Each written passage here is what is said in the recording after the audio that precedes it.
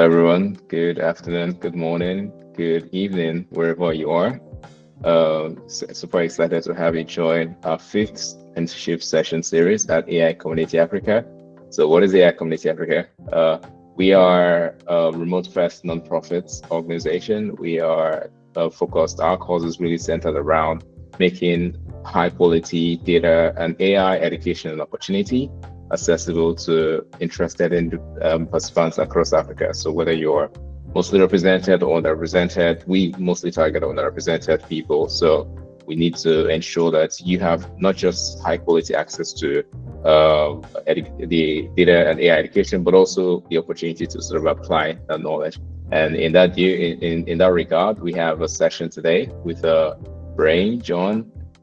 Brain, he's a data scientist and also currently working on his master's thesis in the University of Sunderland.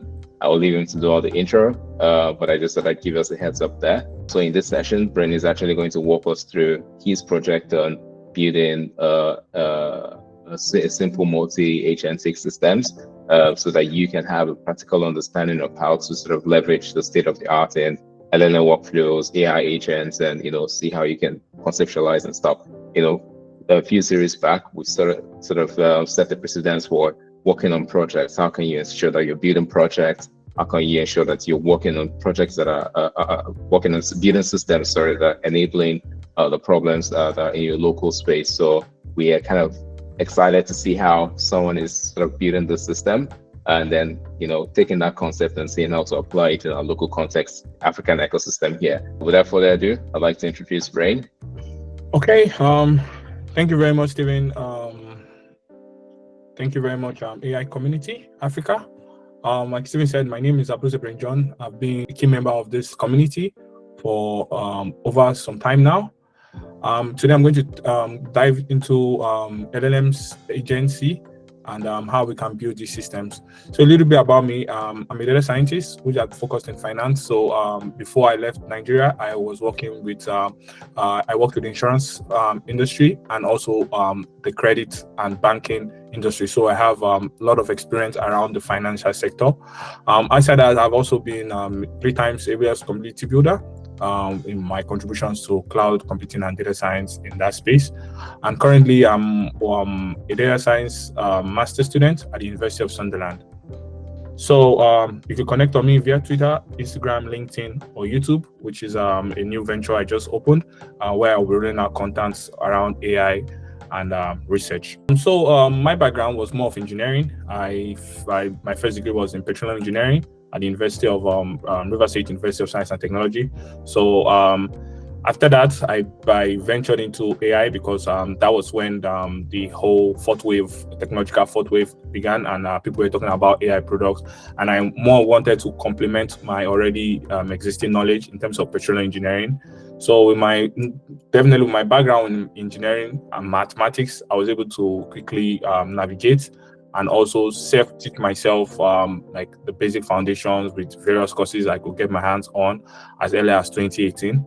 So that led me through getting more industry experience. I then did my internship with Data Science Nigeria, which brought me into the community of data science in Nigeria, as well as helping me understand growing communities and also understanding the various problems people are actually having in terms of transitioning from various fields to data science.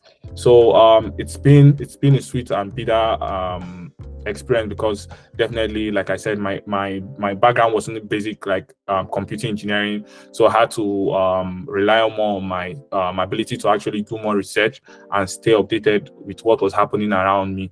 So I had more interest into finance, so I was strategic and wanted to know about more in finance. So I worked with AXA Nigeria.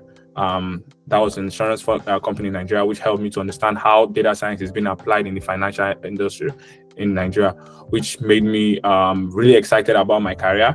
And further, I still went to work in the bank, Fair Money, where I also were able to build credit scoring systems with data science, and also another core area where data science can be applied in finance.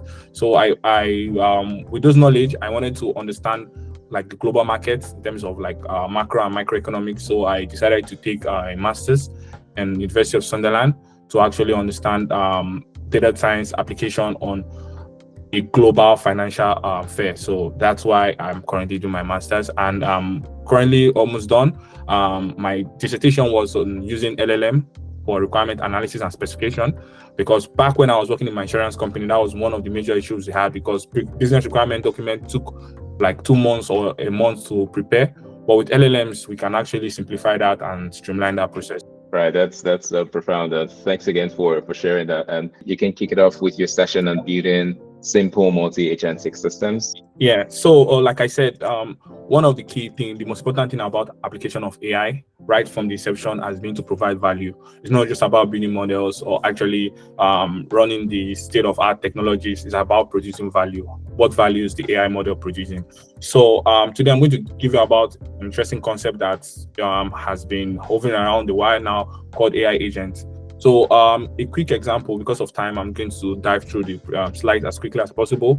I don't know if we have Marvel fans here. If you know Jarvis, which was like the AI assistant with Iron Man suit, that's just like a great example of an AI agent which tends to perform tasks on its own, makes decisions, that's actions. So the most important thing that you should look here is actions based on certain decision made. So that's just the whole concept of AI agents, because sometimes probably when he's flying, the suit tells him your hand is bad, you need repairs and stuff like that. He's taking decisions and action without Iron Man's consent. Or yes, so that's just like the basic and simplest example to actually understand this system. So moving from AI agents to LLM agents, like the name sounds, LLM agents, these are agents based out of large language models. So some key concepts I want you to understand is React and function calling. So React simply means reasoning and acting. So the ability for the agents, the LLMs rather, which can be ChatGPT and Gemini 1.5, Meta's Lambda. So these are like different LLMs from different providers. So this is the ability for them to reason and then act. So there's a reasoning process in terms of looking about thought process, or how is the best way to go about this, and making a decision and then taking an action. So this was where the whole concept of agency, LLM agents started from, because we were actually trying to see to extend the capabilities of LLM, not just chatbots. Oh, I can rewrite this for me, write this for me, compose this for me. Actually using the reasoning capability of these LLMs to actually take decisions and make action. So that's where this LLMs agency started from.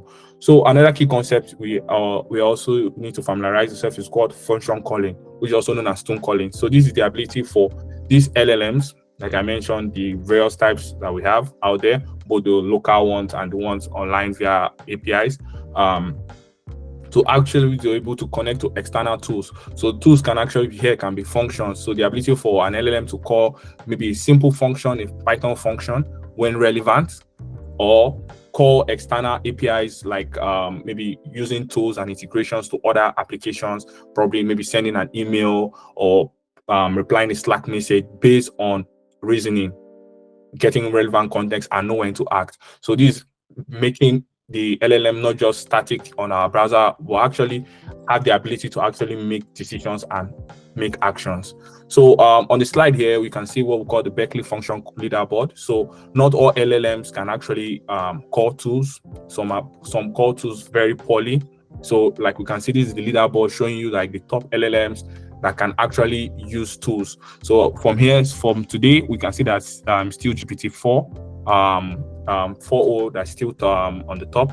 So this just shows you why, like the leaderboard of this LLM, because when you're starting projects, for example, maybe local projects, for example, when I was working on the project, I tried to use different models like maybe Gemini 2 on my local system, but it was not able to use tools and ended up hallucinating and the like. So this just shows you, in case you probably want to start, you can know, okay, this is the starting points of the types of LLMs that you can actually use to actually implement this AI agency, LLM agency rather. So on a high level design and implementation, so these are the key things that you need to know. So an agent must have a definition. So if you're working with a single agent, you have to define it. If you're working with a multi-agent system, that means you have different agents. That's different LLMs or the same LLMs with different tools. So you have to actually establish this agent's definition, either single or multi. So in terms of defining the roles and responsibility of each agent within the system. Also, like I mentioned, tools, this is where actions are being done. So some agents can have the possibility of not having any tool. We'll get to that in a sec. But these are like you identifying the relevant tool, probably if you want to connect maybe to your Salesforce or your Notion or whatever integration you're trying to work or your business use case, you're trying to use various tools to actually make this LLM perform more actions and give out more efficient results. So then also we have task management. So each agent, aside the roles and responsibility, you have to define specific tasks for each agent. So this is where your prompt engineering skills come into place to actually define what task that agent is going to do, what the expected output is, and the likes. So also another thing you should also know about is the sequential or hierarchical agentic process. So do you want your agent system, for example, we have 3 agents, agent 1, 2, 3, such that once agent 1 finish, it gives context to agent 2, and while agent 2 finishes, give context to agent 3. That's more like a sequential process. Probably time it might take more time. Or you have a hierarchical process where you have like an LLM as more of like a manager, delegating tasks to the different agents. Okay, you take charge of this while you're doing this, probably doing it asynchronously. So that's also another process. So this definitely you are going to have more API calls and probably might incur more calls, because definitely a manager is another probably LLM call that you're going to make, because that's going to be calling and managing the whole system. So these are pros and cons. No, they wouldn't have a gold standard yet, because it's still up in research. So you can just try it out and see which one works best for your use case. So also in terms of implementation frameworks, there are various frameworks. This, like I said, is a highly researched area. So different people are building up different ways of actually building these systems. But so far, you can use CrewAI, AutoGen, Llama Index, LangChain. These are like popular ones that have good community. So when you run into errors, you can actually see ways to resolve and actually contribute if you want to. So these are some. So in this session, our use case, like I said, all AI have to provide value. If not, it's just a waste of time. So in this use case, despite it being a simple multi-agent system, but I try to make it so we can see the value we are trying to provide. So here we are developing a comprehensive fitness plan agent. The agent is going to develop a comprehensive fitness plan tailored based on the individual preference using a coordinated multi-agent approach. So we'll delve into this shortly. So just a quick overview of how the structure is going to look like. We are making use of 5 agents. So we have one, the data ingestion and interpretation agent. So this just definitely from the name implies that this agent is in charge of understanding the user's data that we have, which is in a JSON file, and to understand it and give us more context on the user profile. Then we have a health monitoring agent. So this agent actually draws data from the Apple Watch. So not to delve into the technicality of it. So what I did was here, I actually implemented like a REST API, which could interface to the Apple Watch to get like the health data. So based on that user, if the user is using an Apple Watch, we can actually get the data from the Apple Watch to understand probably his sleeping behavior, his activity levels, and the like. So get more context for us to make our generate a tailored fitness plan. So we also are going to use various RAG pipelines in terms of if the person has a medical report that can upload to our system to actually probably get a summary index or a semantic index to actually get relevant information, like retrieve relevant information to add to the context. So we're also going to have a well-being agent which uses a search tool, which search for Google, or a website RAG tool, which probably gets more information from different websites that is searched from. So we also have a fitness agent which uses a search tool, a website RAG tool, also use a YouTube tool I don't know about you, but YouTube is one of the best places to actually see fitness tutorials and stuff. So this is going to use a fitness to actually see if we can get more context to recommend more YouTube channels that we can watch for specific plans for based on preference. Then we also have a weather tool. This is related in terms of probably if the user wants to work out outdoor, probably based on his location, what's the weather like, he can give more recommendation, better recommendation. So, and also we have a nutrition agent, which is a search tool and website tool based on your fitness plan. This is going to give you like more of a recommended fitness food plan. So you can also drop what agent you think we can add to this system in the comment section. So the code so far is on my GitHub repo. You can just search GitHub code brain 001 fitness agent. You can see the whole code there, but I'm just going to dive in straight away without further ado. This is what will be this is our system that I've developed using Streamlit, which is a Python, an open source Python framework for actually building data and AI apps quickly. So this is like our personalized fitness plan generator. So here we have things like the user demographic, where we can actually put the age of the user. Let's just use some scenarios. So what's the current fitness level? Let's say intermediate, because I'll be hitting the gym quite a lot. So let's say we have a knee pain. For example, we have a knee pain on our leg, but we still want a fitness plan. Let's see how smart the system can actually get that. I also have a simulated medical report, which is about the pain in the leg and stuff. So I'm going to upload that. So my weight, these are just simulated data, not my accurate, just so workout preference here. If I want to work out more in the evening, I want to work out outdoors. Dietary preference, if you have any periphery preference, vegan and the likes. For now, I'm going to say like no. Fitness plan. So how long do you want to work out for? Let's say I want to make the plan for the 1st of September to 7th of September. And what's the intensity of the fitness? Let's say intermediate. So the fitness goal and how I'm feeling. So I say I'm feeling great. Great. I want to work on my arms, legs, and abs. So with this, we're going to generate the fitness plan.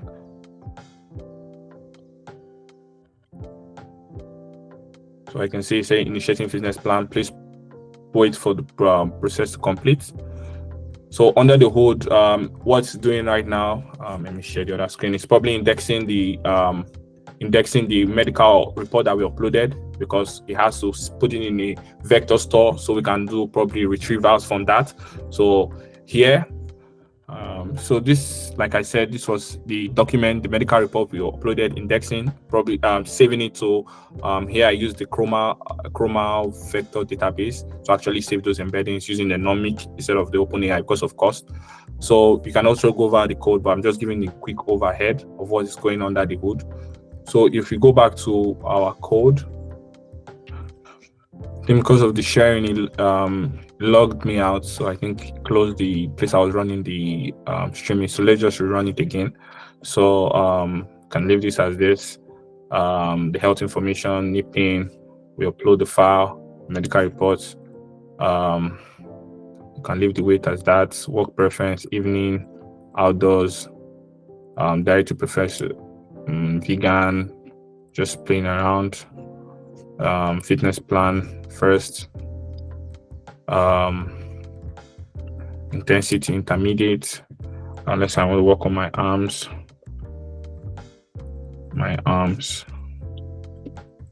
legs, and back.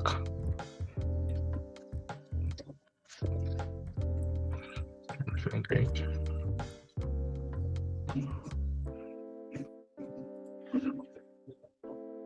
So if we go back here, just to show you the whole process.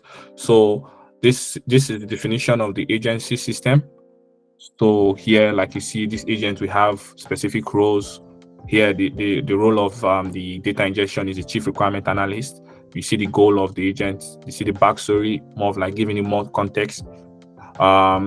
This is how we defined this agent system within CrewAI, because it's CrewAI used to build this multi-agent system.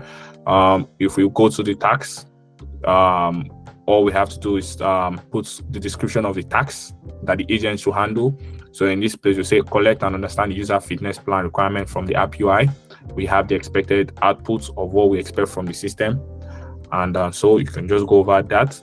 Then for the tools, the various tools I mentioned earlier, this was where they were defined in terms of search tool, the website rack tool, the weather tools, and the likes.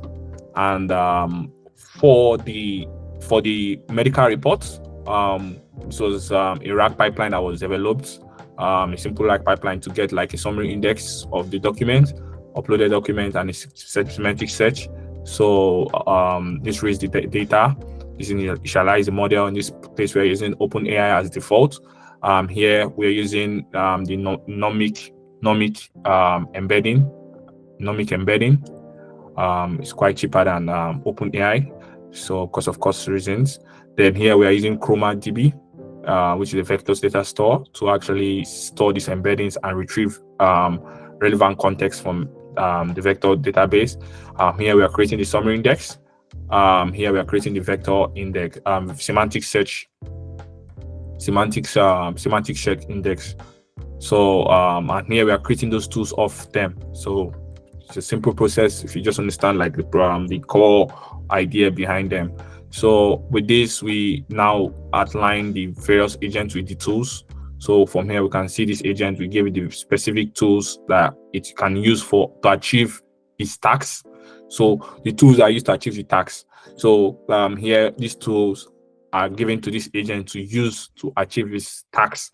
So and so on and so forth. So that's the whole system. So if you come back to the UI, you can see the thought process, because like I said, the React framework is reason and act. So from here, you can see this, the LLM, I'm not touching anything. It's saying I need to gather information about the user. So what should I do? Action. It's completed. Action, I need to gather inputs. So you went to read the JSON file based off the JSON reader tool to collect the fitness plan from the UI and create a structured report. So this is just the task that we defined earlier. So what they said, I need to gather relevant information. What do I have to do? Read the file content. So you read the JSON file. Its thought process now is, okay, I've gathered enough information. What next? It moves to the next agent. So in this process, I use the hierarchical agentic workflow in terms of using the same LLM to actually create a manager to manage this agency system. So the manager in this context is delegating tasks to the various agents. So they are working asynchronously. So this is the information, the fitness plan that we provided earlier. So it's trying to create like a user persona. So what next? It says this is the crew manager that I said in the hierarchical system. So this is the crew manager. So you can see this is the working agent. So it's one doing all the delegation. So what next? So next, to generate a health report for the user based off their Apple Watch and fitness profile, I need to gather relevant health metrics from the database. So what does it do? It search the database table, which in this case is a Postgres database that I set up to save up the Apple data watch, Apple health data. So you can see it run the queries itself, SQL, to actually get like the running distance of it, the average and the likes. So from this, you can see query trend in walking distance of the 25-year-old male with knee pain. It's already analyzing based on my user profile and the health data I have provided. So it's still searching for more context. This is all it doing its own reasoning and getting to a conclusion. So the health report for this user based on all this, you can see the walking and running distance based off my watch at different time. So total distance traveled, the health trend, personalized recommendations. So it said I should gradually increase my activities. I should do strength training for my lower body. So these are like specific use cases based on my knee pain, my health data, and the likes. So still told me to monitor my health and nutrition. So we are done with the health agent. Next, we move to this is still doing some analysis on the health data. So definitely we are going to go to the next agent. So ask question to coworker. You can see now it's asking the question to the next agent. In this case, agents are also known as coworker because, like, they are a crew. So that's why you have the name CrewAI. They are crew of agents. So they are working together. So next, it asks, okay, what are the suitable music for podcast recommendation that can motivate someone with intermediate fitness level who is experiencing knee pain and prefer to work late in the afternoon or evening? Context, you can see. So it's this one now is doing a search on Google to see relevant information. You can see the thought process. You can see the various websites he searched. After he searched, he gave podcast recommendation. He gave music recommendation. Then he also gave recovery advice in terms of what to do to recover after the exercise. So that's the wellness agent working now. So you can say I need to delegate these tasks to designing and implementing a personalized work plan to the fitness training. So who else to give fitness if not the fitness agent? So it's delegating to the fitness agent. So the fitness agent, which will also give search tools and website rank tools as such as YouTube, would get to work as well and develop. You can see the exercise breakdown, warm up, Thursday what I should do, gentle yoga, Wednesday low back. You can see with videos demonstration on YouTube. You can see how structured these things are. From there, we move to the next agent. You can see the workout schedule, exercise breakdown. So from that, safety guidelines, environmental. So since he said I'm working outdoors, he also gave me more ideas on that. So this is just showing you the thought process and the actions he's taking, the different agents as they are working as a system. So one is getting context from the other one, moving. So based on the user plan, fitness advice we have gotten, the next agent kicks off, which is more of like a nutrition agent, which gives us more of nutrition advice in terms of meal plan, breakfast, lunch. Based on our preference, we selected vegan. So giving us a shopping list of what we should get. All this were defined in the time. So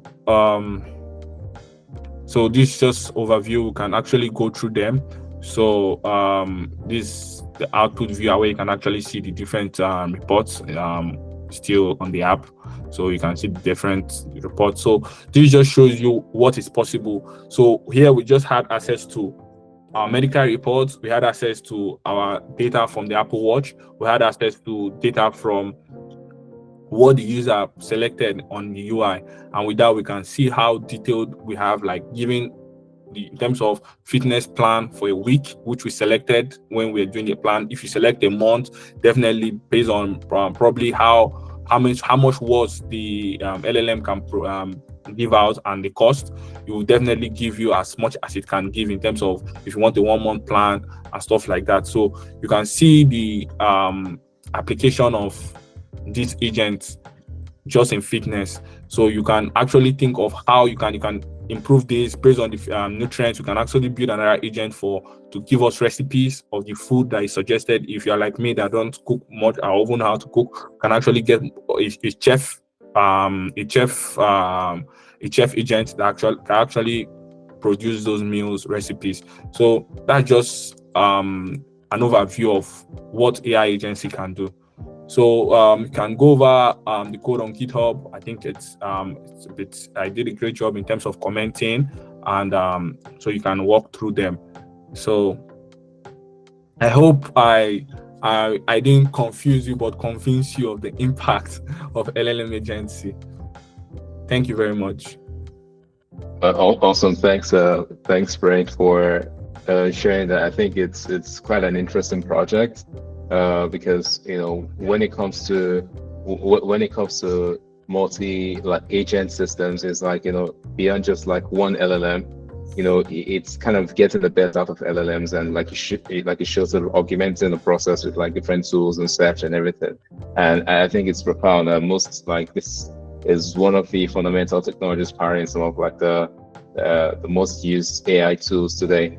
I'm curious because I know most people are beginners on this show, on this call currently, and I just wanted to get an idea of how you think one can start using like AI agents. So essentially, maybe I already built AI apps somehow, how did you sort of get into that world of LLM agents and stuff? Like, what's like the step-by-step process to what's getting to build this kind of stuff? Like, what do you sort of start learning, and then to see yourself building cool apps like this?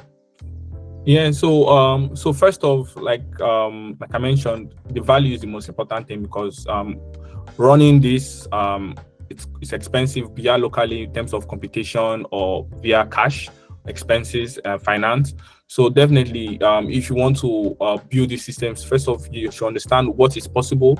Do research about the various integrations and how you can apply these systems. And like I said earlier, there are so many tools that you can actually check out. I think AutoGen, it's more of like a drag and drop. You can actually play around. You can play around with these tools to actually familiarize yourself with them. So one way you can actually start, you can run some models locally. If you have the computation capability, you can use Olama to actually test out the systems of how they can work. Or you can actually use these applications via APIs. So I think you can use Grok. Grok is it gives you access to some open source tools where you don't have to LLMs where you don't have to pay money for. So you can actually use those two LLMs to actually test the system, but there are rate limits because they are free. So in terms of like trials, you can just create a Grok account, create a Grok API. Instead of you using OpenAI, you use Grok. In terms of like Llama 3.0, you can actually use those LLMs via like APIs as well, and try to run around the system to see what is possible, play around, build RAG pipelines, see tools that, because definitely it's all open for research.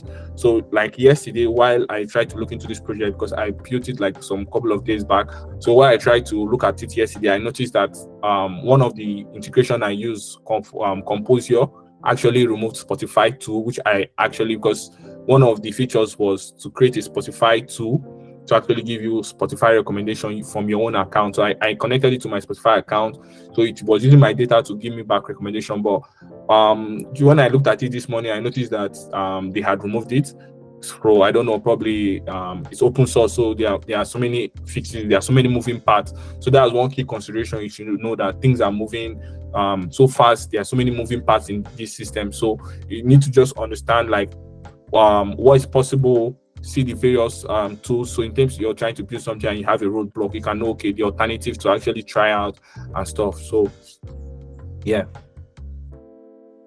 and that's profound. The other thing I thought would be interesting to sort of understand is that you didn't just like wake up and say, "Oh, this is what I want to build" and stuff like that. And I'm going to come back to really from different perspectives, sort of understanding how to build the systems. But how do you sort of walk your way around building these systems, from knowing what to build to eventually planning sort of the architecture and the implementation and all of that? You've shown us the implementation already, but let's sort of take a step back to how you sort of thought about the use case, how you sort of think about an AI agentic use case as compared to just like an ordinary vanilla LLM use case, and then sort of walk your way towards understanding how to put them together. Okay. So what I would say is, if I can get a question correctly, okay, in terms of how I plan this system.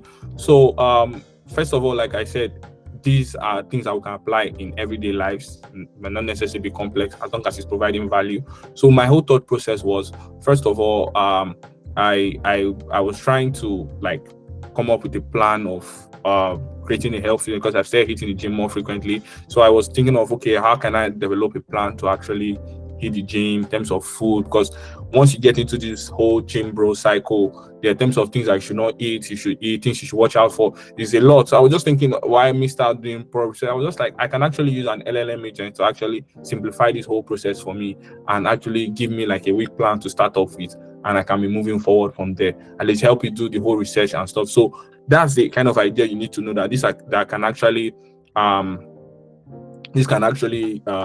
help you. So once you have the idea, so the first thing you need to do is, okay, develop what, like go back to the drawing board, what agents are important to you. So first of all, like I mentioned, when I was looking at the whole problem, I knew food was one of the problem. I needed food recommendation. I needed probably fitness, workout exercise, because there are so many workouts. If you're targeting your tricep, your bicep, there are so many. So in terms of you streamline the process to, okay, this is what you want. In terms of, okay, in terms of music, what you want to listen to while you're working at the gym.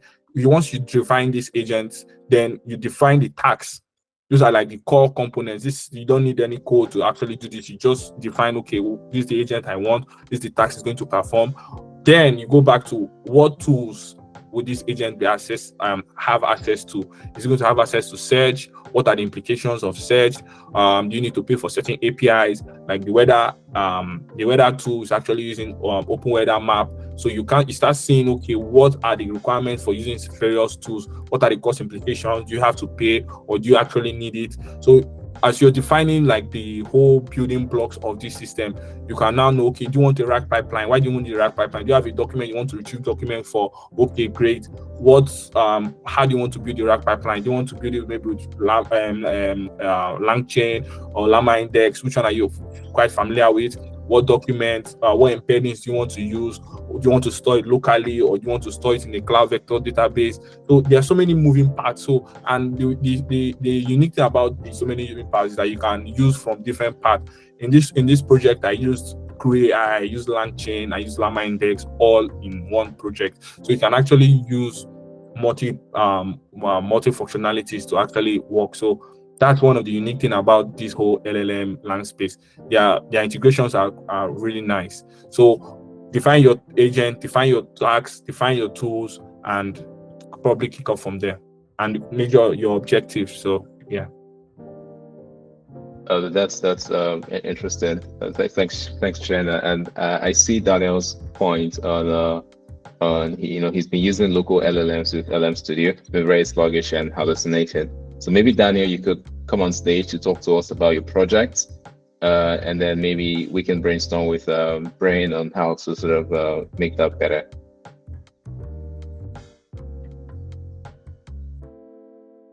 Daniel, would that be possible? Okay.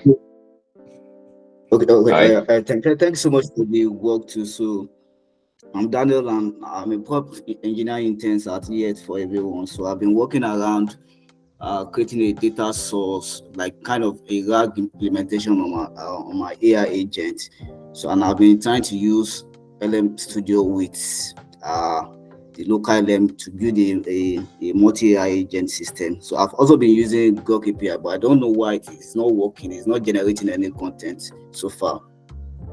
So I'm not sure if there's a way that I'm not setting the API correctly. Okay. So in terms of like I said, that's why I said in terms of I showed the leaderboard. So definitely most of the local LLMs that you can actually get on your system in terms of those Gemma 2, Phi 2 and stuff like that won't have the capability to actually use these tools. So that's one bottleneck in terms of applying this in locally, unless you have like a high-end system that you can probably run maybe Lambda maybe 7 billion parameters on it, and you can actually maybe get something out of it. But in terms of local development with AI agency, it's going to be difficult because you need your laptop to actually be like very high-end to actually work on that. But in terms of APIs, I think I've played around with Grok. So I use Grok with what's it called, LangChain. So they have these wrappers that you can actually wrap like these LLMs and actually feed to like CrewAI and the like. So probably, but the only thing about that is the rate limit. So why you're not having output is probably you're trying to build like a complex AI LLM agent, probably that is reasoning a lot. And because of the rate limits, because definitely it's free, it has to be used by different people. They have different rate limits that they have. So it's going to definitely break down and give you no output. You just see rate limit exceeded. I've been in that shoes when I was experimenting with Grok. So the only thing you can actually use Grok for is experimentation, quick experimentation, probably to see, okay, how the reasoning process is, and you get an output within that rate limit. And you can't increase the rate limit because it's free. It's only in compressions that you can actually increase the rate limit. So I think that's one limitation with Grok. But you can actually play around with, I think the cost of these OpenAI tokens are being reduced a lot as more competitors come. So you can actually find ways to actually cut costs in terms of using maybe open source embeddings, to reduce using OpenAI. Like I said, in my workflow, I use nomic embeddings to actually reduce the cost. I think they give like free tokens for, I think, 1 million tokens and stuff, or 10 million tokens. So these are ways you can actually do. You cut cost for maybe the embedding side, and probably what you just need is probably the reasoning and the generation part of the project. You can also, I think, GPT 4 mini also came out, or you can use Anthropical. So there are different LLMs. So all you need to do is to probably look at cost. But building these systems without cost, I would say it's probably very, very slim, because you have to pay computation wise, or you have to pay financially to actually probably run systems that actually provide value on a large scale. Yeah, that works very well for me. The first time I used Grok, it was very fine, but the next time I tried to use it, I'm just getting some good answers. Yeah. Maybe because there's limitation to that. Thank you so much. Yeah. Awesome. So thanks. I think we have a pre-submitted question on this, and this was submitted earlier, and this person asked, what are some interesting real-world applications you've seen for LLM agent, multi-agentic systems? I know you've worked on the requirement documents, but I think it's interesting for us to sort of bring this back home in the African ecosystem. How can you sort of see these agentic systems being implemented to solve, or what types of problems do you think that these agentic systems can sort of solve for us? Okay, so in terms of our context, so like I said, definitely these are tools that help us reduce time-consuming tasks that maybe that needs probably different maybe input from different individuals. So in terms of my project I did, that was my dissertation. I did more of requirement analysis. So in requirements engineering field, which is probably in a company, you're working as a software engineer. What some companies do, they have a business requirements person that actually get the requirement from the product owner and actually document the requirement and give to the developer. So the developer is building what is very closely related to what the owner asks for. So we don't have this back and front of, I built this and you build this. So you can imagine, so on a normal day, before you understand the whole requirement from the user, from the product owner, and get it to the user developer, and the developer understand, this takes a lot of time, because you have to schedule meetings, elicitation meetings, you have to draw workflows and stuff like that. So LLMs now is in the research place in terms of requirement engineering, has been able to simplify this analysis process. So from my project was using a preliminary meeting note. So we had just a first meeting, I want to build this, I want to build that. This can actually help produce a first draft very quickly that probably the product owner, the developer can actually see, and actually just imagine you have a chat bot that can actually communicate in terms of, this is what the person wants and this is what this person wants. Can actually streamline the whole process of getting requirements and documenting it, because documentation is another process of that's going to take a lot of time before you put down everything in the document. But you can see how fast this thing spinned up, and look at the output that we are getting, at least closely related to what we want. It's not definitely 100%. That's why we still need humans in the loop to actually review what it produced. So in terms of content, so I feel you can use it to as an assistant in terms of what you're working on. If you're working on project management, I think there are so many tools in terms of Jira, Trello that can actually help you in terms of project management and the likes. So the most important thing is get yourself understand what the system provides. Then look at probably your what's it called, your experience and your environment to see actually where it can be applied. Because like I said, for example, when I did my research, I had less than 20 papers about LLM in requirement engineering, because so many people were thinking of generative software engineering, code, but so many people, just few people that thought about it in requirement engineering, because that was what I was experiencing when I was working in the insurance company. I said that this was taking a lot of time. So it was unique to me and unique to a few people, not like a whole software engineer, because most time everyone is working on LLMs in software engineering, code co-pilots and the like. So that's something specific to you. It can be healthcare, it can be agriculture, anything that has to do with communication, that has to do with text, that has to do with saving time, understanding details. Once you understand the technology, like there's a saying, technology is neutral to apply. Once you understand what the technology can do, is a tool, you can apply it. Yeah. So that I think that's a really good system. So from what I hear you say, it's like, think about the problem that you have, and then any problem that requires a step-by-step approach to solve, you can always, try to apply this tech to it, right? So it's like, if you're facing issues, think about the issues you're facing, maybe at the office, school, or your research projects or whatever, and think about if it can be solved by a step-by-step approach, and then maybe an agent can sort of you can sort of leverage an agent at that front. All right, that's cool. I think the other question is I think this is related to your something you said so far, but essentially they're LLM agents, and then they're just traditional, like let's call them LLM models, right? All right, what is the difference between using a vanilla LLM versus like an LLM agent? I don't want to say traditional AI models because that's pretty clear. It's quite obvious. For the difference between just using an LLM, like you pass, create a workout plan for me, to an LLM, versus actually building an agentic system to sort of help you with that workflow. Okay, so first off, like when the whole ChatGPT came out, we saw some limitations early in terms of training cutoffs. We saw some limitations in terms of hallucination, and we saw so many limitations within the system. So we had development like RAG. RAG came in to solve, like giving it updated information, so you don't have to pre-train, which is very expensive if you want to fine tune. Well, the RAG application, you can actually give it more context, and your LLM performs better.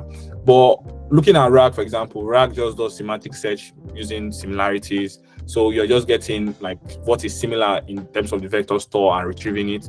But that might not necessarily mean like, that might not necessarily be like the optimal retrieving for like the optimal retriever that you need. So they have come up with various techniques such as advanced RAGs, modular RAGs. So if you're in the research space and read more paper, you see the modular RAG, which is like the third paragraph of like the RAG pipeline, which is like more advanced, had these demonstrations and actions. So I think that's where the whole idea of actually making this agent use more tools, like you can see, it was able to access Google. That's getting more relevant context. Imagine we are the ones actually putting a RAG pipeline to actually maybe specify which Google search to actually get. Definitely we'll spin up so many RAG pipelines for that. But this AI agent can actually reason and probably compose the search for that context to actually get relevant results. You can search through YouTube. These are using tools that on a normal day it will take us different RAG pipelines to actually build. But this AI system is trying to like streamline and advance the capabilities of AI, of these LLMs. So the LLMs at itself, they are powerful, but we can actually use them to act on things and provide more value. So that's where the whole AI agent comes from. Definitely the brain box, the core of this AI LLM agents are the traditional LLMs, the ChatGPT, the Gemini, the cloud models, and the like. So these AI agencies are not far off from the LLMs themselves, but they just help us act, make actions, and generation. So yeah, that's quite profound. And I think we can just segue into the next question, which is like, you said something about CrewAI, and then these are like multiple agents that have like one manager. What is the advantage of running that type of system versus just one singular agent that does the react? So it gets the tool, works, and then executes tasks and goes to the next stage and stuff like that. Okay, so I'll give you a very good use case. So when I was in my research, I had like 2 months, so it was quite short to produce like a 15,000 word article plus code and a presentation, which was quite a lot to do, and I had to do a lot of research and stuff. So what I did was I created a single agent system that was just able to search through archive and give me relevant information based on what I was working part-time. So that was like a single purpose for that AI LLM agent to actually use the archive. Archive is like Google Scholar to actually give me relevant information. I didn't need to check YouTube. I didn't need to have another system. That was just a specific use case. So like I said, everything is about like your core objective and what you want to achieve. So looking at the first thing you need to do is the agent definition. So if your task just needs an agent to actually probably perform some certain tasks, that you use a single agent. Like I said, there was no need for me to create maybe because it was a research agent. There's no need for me to create another agent or an academic agent or maybe project management agent, because that's just an overkill. I just need something to actually help me with getting more relevant papers, helping me sell. Because, for example, if I go to the traditional LLM and say, okay, give me papers that are related to what I'm working on, definitely it's going to hallucinate rather. It's going to give me papers that are not even existing, because probably during his training, it didn't have that information I was searching for. So you can see where I'm coming from. So multi-agent system is based on your use case, based on the requirement that you have. You can see, okay, one agent might not be enough to actually achieve this, because definitely the core thing about this multi-agent system is each agent will have a core task. So if you see that you cannot define like your agentic system, your agent with the core task, you need another agent to handle another core task. That's when you start having that multi-agent system. It can be 2, it can be 3 agents, it can be 10 agents, depending on your use case. Yeah, that makes a lot of sense. Thanks again for sharing. So we're at the tail end of this session, and I think we can just run over like some of the career questions that we got, and what's your typical advice you'd give to AI Community Africa members who are early in their careers and then looking to make impact like this? Because looking at your thesis as well, that's profound. You saw a problem, and then you developed a system to sort of solve that particular problem. This is the type of thing we want to imbibe in a lot of our members in AI Community Africa. Just curious what your advice you sort of give to people starting out their career and want to make impact like that. Okay, so my advice is start early, start now, because right now there are so many things that are happening in the LLM space. There's so many happening in the AI space, because yes, we still need traditional AI models, deep learning models. So right now, this is the best time to be alive and to be an AI professional, because there's so much you can use. So have a research mindset, because a lot is coming up. Definitely, I'm not just saying research in terms of reading papers. Things happen outside the academic world right now than happen in the academic world. Don't get me wrong, because there's some people that are trying out and building stuff. For example, when the whole prompt injection started and stuff, like the prompts for prompt injection, those were happening in real life, not in research papers.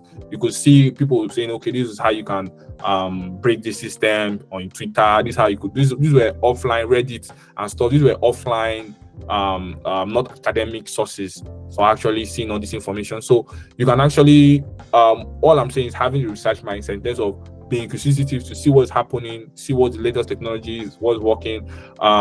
You can look at LangChain documentation, for example. It's bigger than how many textbooks, because it keeps changing. They have different versions because so many things are changing. So have that quick mindset. Don't get scared.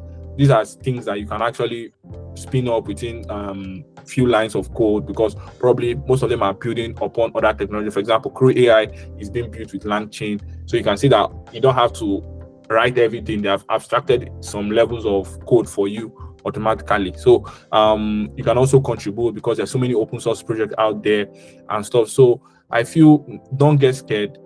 You can make little impact as developing prompts. You can make impact as seeing limitations from systems, like understanding and sharing those stuff to other people. Like, for example, this Daniel that had Grok and stuff like that. Probably if you figure it out and see the rate limits, you can write an article and say, oh, this is in case you're having issues with running LLM Studio. I haven't worked with LLM Studio before and stuff like that. You can actually contribute and say, oh, this is what I've learned. Don't be shy. Like everyone. So many people you see online even talking about these LLMs are actually just started their career in LLMs. Oh, I can do this, because they feel like it's more of like a software engineering profession right now than it's more of research, because no one is building the transformer models from scratch. All you are using the model via API or maybe locally or Llama or something like that. So be very inquisitive and be research like based. So research and try to work and implement, have your portfolio, build what you can build, spin up rack pipelines, see, try different methods of doing the same thing. So yeah. Yeah, and thanks. And in a way, you've answered the second question. And again, if you're building anything, please reach out to us in AI Community Africa. We'll sort of love to showcase, love to help with resources as well. It's been quite interesting. Thank you so much, Brian, for sharing this session. This felt sort of more like a workshop than and indeed a mentorship session. We are more than excited to sort of have you share your knowledge and then your project with us. Where can people stay in touch with you outside of AI Community Africa? So you can reach out to me on YouTube. You can reach out to me on Twitter. I think that's where I'm mostly active. Once again, we're AI Community Africa. Our cause is to make high quality data, education, and opportunities to apply your learning and education available for anyone, really, any African interested in the data and AI space. And we're really passionate about solving African problems with AI. And we invite you to join us at www.aicommunityafrica.org. Without further ado, you'll be in the know for the next session, which will be next month. And we're more excited to see you there again. Please share with your friends if you find this interesting, and we'll look forward to your feedback as well. Thank you so much.